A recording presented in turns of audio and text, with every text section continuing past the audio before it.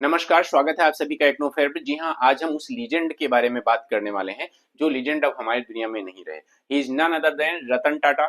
श्री रतन टाटा की पूरे लाइफ के बारे में हम बात करने की कोशिश करेंगे, उनकी स्ट्रगल के बारे में बात करने की कोशिश करेंगे और समथिंग एक बात ध्यान रखिएगा, इससे आपके प्रीलिम्स में इस बार सवाल ज़रूर ही आना है। अगर कुछ चीज़ें ऐसी भी आएँगी कि आप मेंस में भी कोट करेंगे तो अच्छी बात है, बट प्रीलिम्स में आपसे इनके बारे में कुछ ना कुछ पूछा जरूर जाएगा, चाहे वो स्टेटमेंट बना के दिया जाए, चाहे डायरेक्ट फैक्ट दिया जाए, चाहे आपसे कुछ कॉन्सेप्ट पूछा जाए, लेकिन पूछा जरूर जाएगा, इसको ध्यान दीजिएगा।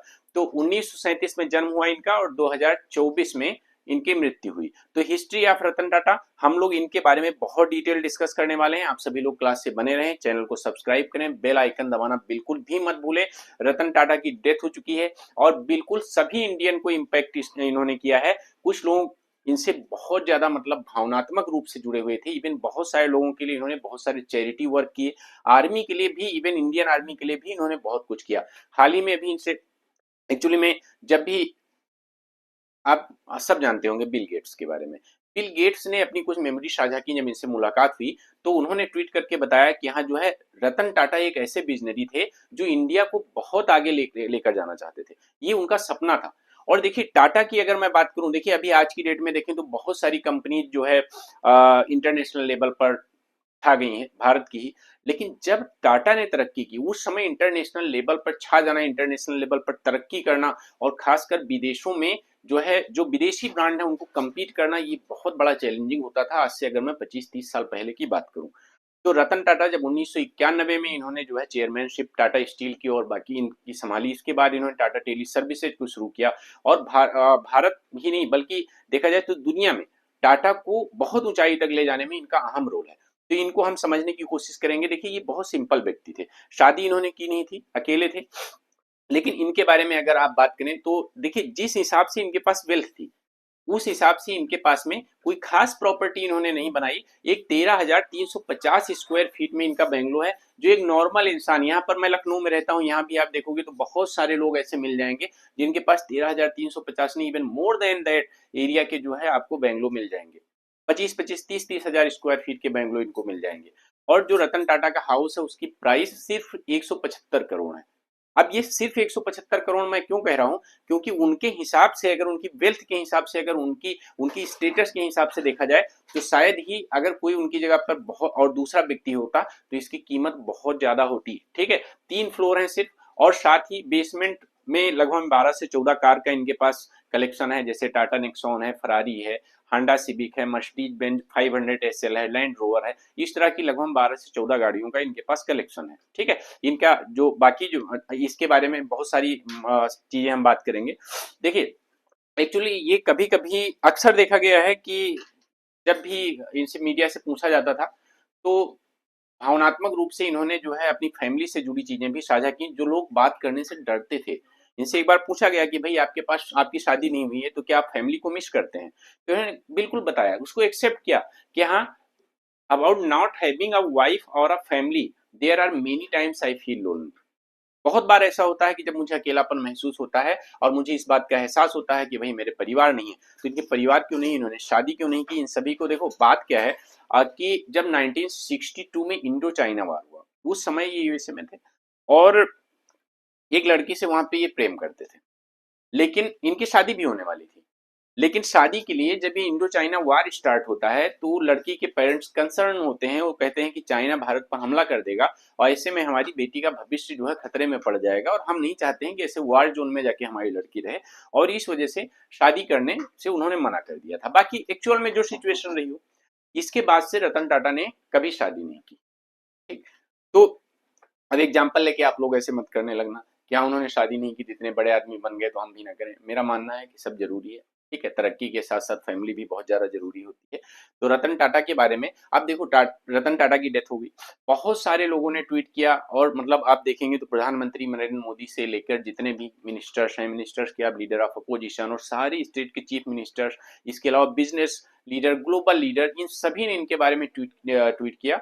और मतलब इनकी सिर्फ जिसके भी आप ट्वीट देखेंगे तो कुछ ना कुछ ऐसा हर ट्वीट में आपको मिलेगा जो शायद ही किसी और की डेथ पर ट्वीट में उनके नहीं होता है। इतना ज्यादा मतलब लोग इनसे प्रेम करते थे। और देखिए इंडियन एक्सप्रेस ने भी बहुत अच्छे से इन चीजों को कवर किया है। अब सवाल ये उठता है कि अगर इनकी फैमिली नहीं थी तो आखिरकार टाटा को अब लीड कौन करेगा। तो इसमें दो इनकी फैमिली मेंबर में दो नाम आते हैं। एक लिया टाटा का आता है, ठीक है, और जो विदेश में है और अच्छा जो है बिजनेस कोर्स भी कर चुकी हैं।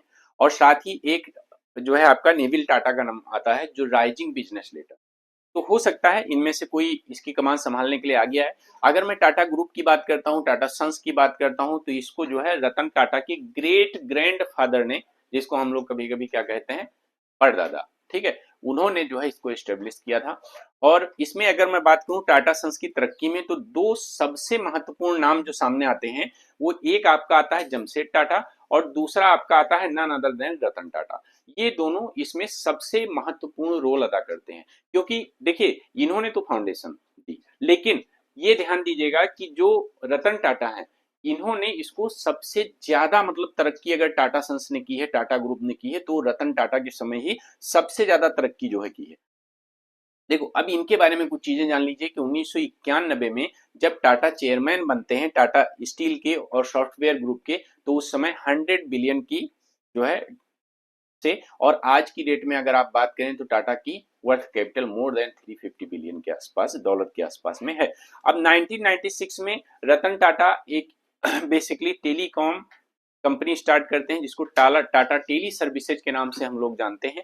और उस समय बहुत अभी कई जगह पे देखें तो इस टाटा टेली सर्विसेज जो है अपनी सर्विसेज को खत्म कर चुकी है।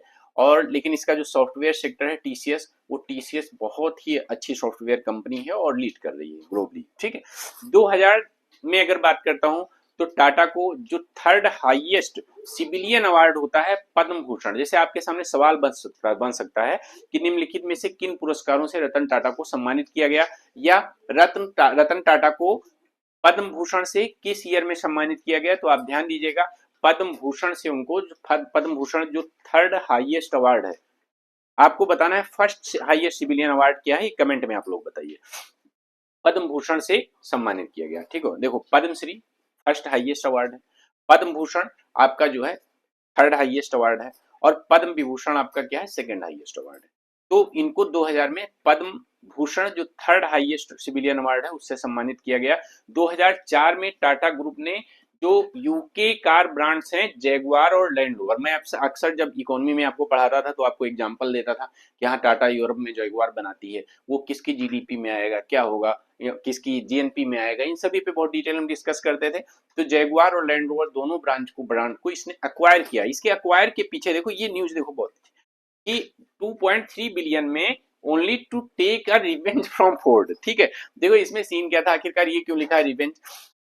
बात है लगभग 1999 के आसपास में, इन्होंने जब वहां पर इंडिका लॉन्च की थी, तो इंडिका के लिए जो है वहां पे यूरोप में गए, फोर्ड के पास में गए, फोर्ड से इन्होंने जो है एक सहयोग की कार मार्केट के लिए जो है जो रिटेल कार मार्केट है उसके लिए जो है इन्होंने जुड़ना चाहा उनके साथ।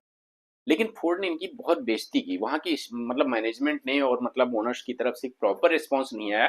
बल्कि इनको जानते हो क्या ऑफर किया कि हम केवल यही आपकी हेल्प कर सकते हैं कि अगर आप चाहें तो हम अपने आपके कार को खरीद अक्वायर कर सकते हैं, ठीक है। हम आपके कार को अक्वायर करके इसके बाद उसका ब्रांड प्रमोशन करेंगे, मतलब हम आपको अक्वायर कर सकते हैं, मतलब ऐसा कहा गया। इन्होंने मीटिंग को एंड करके ये चले आए। और इसके बाद में क्या हुआ, धीरे धीरे समय बदलता गया और फोर्ड ने ये जैगुआर और लगभग में 2.7 बिलियन डॉलर में जैगुआर को, और साथ में लैंड रोवर को लगभग में 2.4 बिलियन के आसपास में उसने खरीदा फोर्ड ने। लेकिन फोर्ड इन दोनों ब्रांड को चला नहीं पाई। अब इसकी मालिक फोर्ड थी, लेकिन फिर सिचुएशन ऐसी आई कि हाँ जो है 2009 के आसपास में कि फोर्ड इनको चला नहीं पाई, बहुत ज्यादा घाटे में चल रही थी। 2.7 प्लस 2.3 लगभग में अगर मैं बात करूं तो जहां पर उसने लगभग में 5 बिलियन डॉलर के आसपास में इन्वेस्ट किया था, ठीक है। उसके बाद में लॉस में आके फिर टाटा के सामने अपॉर्चुनिटी दिखी, टाटा ने इन दोनों ब्रांड को सिर्फ 2.3 बिलियन डॉलर में क्या किया, परचेज कर लिया फोर्ड से। तो देखिए वो फोर्ड जिसने कभी इनके साथ सहयोग नहीं किया था, इनका ब्रांड प्रमोशन करने से मना किया था, इनकी कार मार्केट का मजाक उड़ाया था, उसको इन्होंने परचेज कर लिया, ठीक है। आप समझिएगा इस चीज को। 2008 में क्या होता है, रतन टाटा को second highest civilian award Padma Vibhushan से भी सम्मानित किया जाता है। अब देखिए 2000 में इनको क्या मिला, पद्म भूषण। और सन 2008 में इनको क्या मिला, पद्म विभूषण, और दोनों अवार्ड से इनको अब तक सम्मानित किया जा चुका है। 2009 में टाटा ने क्या किया, हर आदमी को, आम आदमी को कार में बैठाने का सपना पूरा किया, जिसको हम लोग लखटकिया कार या नैनो कार के नाम से जानते थे, उसको जो है क्या कहते हैं लखटकिया कार के नाम से जानते थे, उस प्रॉमिस को इन्होंने बिल्ड किया, और जो है सबसे चीपेस्ट कार, वर्ल्ड से चीपेस्ट कार इन्होंने लॉन्च की। ठीक है, विश्व की सबसे सस्ती कार आपको अभी भी दिख जाती है, बीच में बहुत ज्यादा दिखती थी, लोग बहुत खरीदते थे, ऐसे लोग जो कार में बैठने का सपना देखते थे, लेकिन क्योंकि कार की कीमत वहां पे 6-7-8 लाख से स्टार्ट होती थी, तो लोग नहीं बैठ पाते थे। नैनो ने वो सपना पूरा किया, और इसके बाद में कंपटीशन का दौर शुरू हुआ, सस्ती कारें मार्केट में आने लगी। ठीक है, जो कारें जो है, जो कंपनी जो है 7-8 लाख से नीचे की कार नहीं बनाती थी, वो 4 और 4.5 लाख तक की कार बनाना उसने कंपनी ने शुरू कर दिया, कंपनियों ने शुरू कर दिया, जिससे कि यहाँ जो है लोग कम्पीट कर पाए। तो वो किसकी देन थी, टाटा की ही देन थी, जिसने कंपनियों को सस्ती कार बनाने के लिए मोटिवेट भी किया किसी न किसी वजह से, लेकिन उन्होंने लोगों को कार में बैठने का सपना भी पूरा किया, जो नैनो कार है इन्होंने 2009 में की। इसके बाद में टाटा ने, ध्यान देना, ये लगभग में $1191 के आसपास में शुरुआत थी, अगर देखा जाए, इसीलिए इसको जो है लखटकिया कार के नाम से भी लोग जानते हैं। 2016-17 की अगर मैं बात करूं, जब साइरस मिस्त्री का केस हुआ, साइरस मिस्त्री जो मतलब चेयरपर्सन थे, ये काफी जो है मतलब विवादों में रहे, तो इनके बाद में रतन टाटा ने दोबारा से आके फिर से टाटा ग्रुप की कमान संभाली 2016-17 में, ये फिर से जो है चेयरपर्सन बन गए टाटा ग्रुप के। बाद में डे टू डे जो इनकी एक्टिविटीज हैं, अपनी एज की वजह से इन्होंने जो है क्विट की, और मतलब day to day running office और ये सब चीजें क्विट कर दी इन्होंने। और इसके बाद में लेकिन इन्होंने देखो, एक मतलब इनकी एक सोच देखो, समझ देखो, ये ट्वीट देखिए इनका, जब ये हॉस्पिटल में एडमिट होते हैं, लोग र्यूमर्स फैलाने लगते हैं, क्योंकि एज ऑब्वियसली 86-87 ईयर्स, यहाँ अब ये बचेंगे नहीं, बहुत ज्यादा सीरियस हैं, बहुत ज्यादा क्रिटिकल हैं, तो लोग चिंता ना करें, इसके लिए इन्होंने एक लेटर इशू किया, ट्वीट किया कि मैं किसी भी र्यूमर्स सर्कुलेटिंग, जो र्यूमर्स सर्कुलेट हो रहे हैं उनमें मत जाइए, मेरी हेल्थ के रिगार्डिंग, और जो लोग कह रहे हैं, ठीक है, तो फिलहाल के लिए मैं अभी जो हमारे हेल्थ रिलेटेड कुछ इश्यूज हैं, उनके टेस्ट के थ्रू टेस्ट हो रहे हैं, उनसे संबंधित मेडिकल टेस्ट हो रहे हैं, बाकी कोई चिंता की बात नहीं है, तो आप सभी लोग चिंता मत करिए, मैं एकदम स्वस्थ हूँ, और स्वस्थ होकर ही बाहर लौटूंगा। लेकिन फिर अचानक से यहीं पर न्यूज आती है कि हाँ जो है, ये लीजेंड्स, जो हम इनको इंडियाज लीजेंड्स कहेंगे, वो नहीं रहे। तो यही कहना चाहूंगा कि रेस्ट इन पीस, और हम इनको कभी नहीं भूलेंगे, शायद ही हम या हमारे आने वाली पीढ़ियां भी इनको कभी नहीं भूलेंगे। धन्यवाद आप सभी का।